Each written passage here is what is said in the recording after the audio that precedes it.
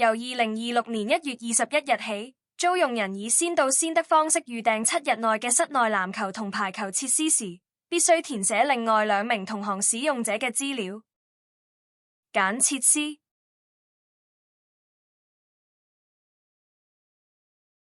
撳搜索欄，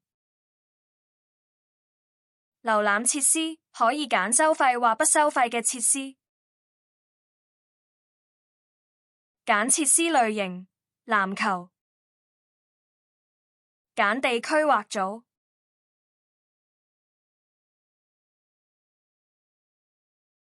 揀日期。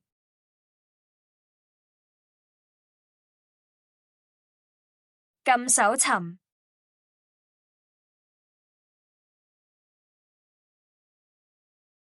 可以揀上午、下午或晚間嘅段節。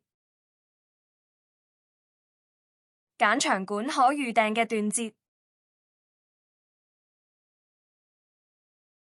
揀段節。撳繼續。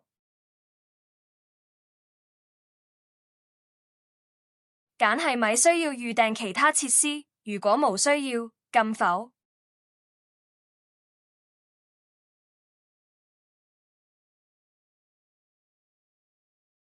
撳添加團體成員，喺朋友列表中揀同行使用者，然後撳繼續。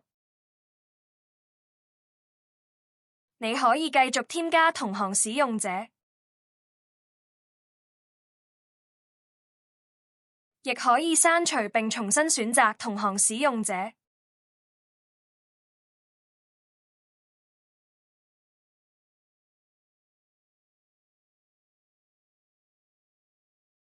完成添加後，撳繼續。閱讀並同意聲明。撳確認並同意。撳確認付款。揀付款方式。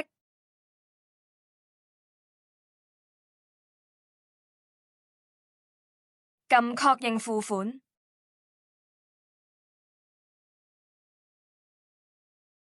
預訂已獲確認。